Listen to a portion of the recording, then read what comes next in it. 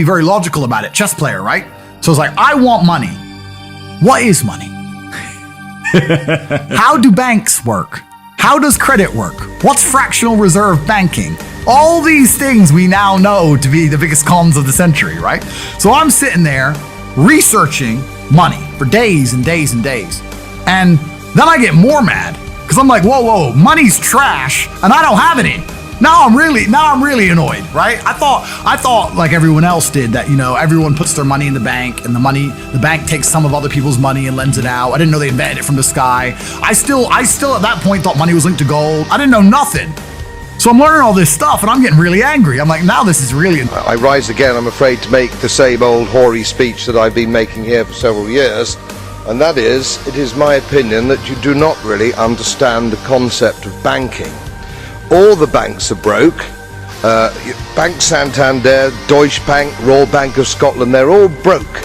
And why are they broke? It isn't an act of God. It isn't some sort of tsunami.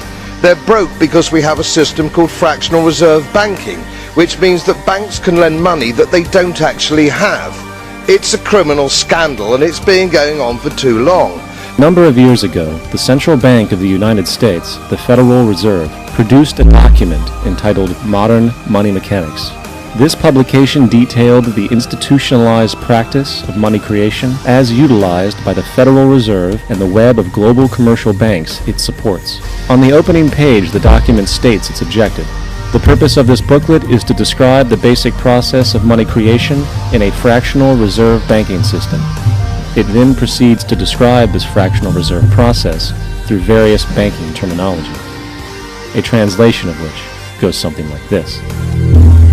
The United States government decides it needs some money, so it calls up the Federal Reserve and requests, say, $10 billion. The Fed replies, saying, sure, we'll buy $10 billion in government bonds from you. So the government takes some pieces of paper, paints some official-looking designs on them, and calls them treasury bonds. Then it puts a value on these bonds to the sum of $10 billion and sends them over to the Fed. In turn, the people at the Fed draw up a bunch of impressive pieces of paper themselves, only this time calling them Federal Reserve notes, also designating a value of $10 billion to the set. The Fed then takes these notes and trades them for the bonds. Once this exchange is complete, the government then takes the $10 billion in Federal Reserve notes and deposits it into a bank account. And upon this deposit, paper notes officially become legal tender money, adding $10 billion to the U.S. money supply. And there it is. $10 billion in new money has been created. Of course, this example is a generalization, for, in reality, this transaction would occur electronically, with no paper used at all. In fact, only 3% of the U.S. money supply exists in physical currency. The other 97% essentially exists in computers alone. So, the exchange has been made and now $10 billion sits in a commercial bank account. Here's where it gets really interesting. For as based on the fractional reserve practice, that $10 billion deposit instantly becomes part of the bank's reserves, just as all deposits do. And regarding reserve requirements, as stated in Modern Money Mechanics, a bank must maintain legally required reserves equal to a prescribed percentage of its deposits. It then quantifies this by stating, under current regulations, the reserve requirement against most transaction accounts is 10%. This means that with a $10 billion deposit, 10% or $1 billion is held as the required reserve, while the other $9 billion is considered an excessive reserve and can be used as the basis for new loans. Now, it is logical to assume that this $9 billion is literally coming out of the existing $10 billion deposit.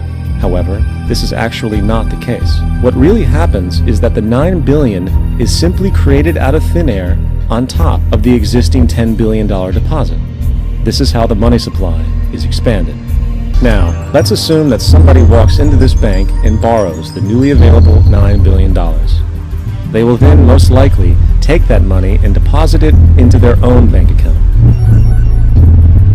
The process then repeats, for that deposit becomes part of the bank's reserves. 10% is isolated, and in turn 90% of the $9 billion, or $8.1 billion, is now available as newly created money for more loans. And of course, that 8.1 can be loaned out and redeposited, creating an additional 7.2 billion to 6.5 billion to 5.9 billion, etc. This deposit money creation loan cycle can technically go on to infinity. The average mathematical result is that about $90 billion can be created on top of the original 10 billion. In other words, for every deposit that ever occurs in the banking system, about 9 times that amount can be created out of thin air. It's the banks run the world. The rich run the world. They don't care if you're communist or capitalist. So when you save, so let's say you save $1 US or €1 or 1 yen, the banking system can lend out 10. So the entire system is called the fractional reserve system. The fractional reserve system is also printing money. And then they tell you to save money. So they want you to save money so they can lend out your money 10 times. So your dollar became worthless 10 times over. And then they used to pay you 10% interest on your money. Now it's at best 1%. And they're still lending it out 10 times. So that's why you don't save money, is because your money is becoming worth less and less and less and less and less. The banks are getting richer and richer and richer. As dysfunctional and backwards as all of this might seem, there is still one thing we have omitted from this equation. And it is this element of the structure which reveals the truly fraudulent nature of the system itself: the application of interest. When the government borrows money from the Fed, or when a person borrows money from a bank, it almost always has to be paid back with accrued interest. In other words, almost every single dollar that exists must be eventually returned to a bank with interest paid as well. But if all money is borrowed from the central bank and is expanded by commercial banks through loans, only what would be referred to as the principal is being created in the money supply. So then, where is the money to cover all of the interest that is charged? Nowhere. It doesn't exist. The ramifications of this are staggering, for the amount of money owed back to the banks will always exceed the amount of money that is available in circulation.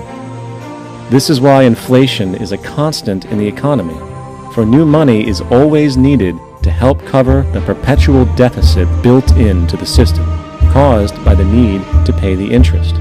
What this also means is that mathematically, defaults and bankruptcy are literally built into the system, and there will always be poor pockets of society that get the short end of the stick. An analogy would be a game of musical chairs, for once the music stops, somebody is left out to dry. And that's the point. It invariably transfers true wealth from the individual to the banks. For if you are unable to pay for your mortgage, they will take your property. This is particularly enraging when you realize that not only is such a default inevitable due to the fractional reserve practice, but also because of the fact that the money that the bank loaned to you didn't even legally exist in the first place. At a time when millions of Americans are losing jobs, homes, pensions, our government is prepared to give another $1 trillion to the banks, ready to compound the moral hazard by nationalizing banks, which are allegedly profit-making entities. This is anti-democratic.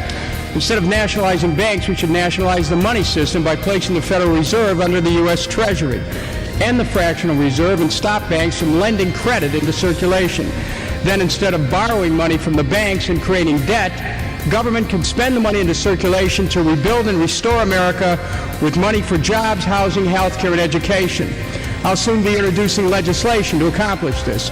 Banking is not a proper function of the government, but oversight is.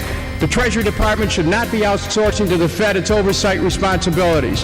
The Fed, which failed miserably to oversee banks, should be put under Treasury instead.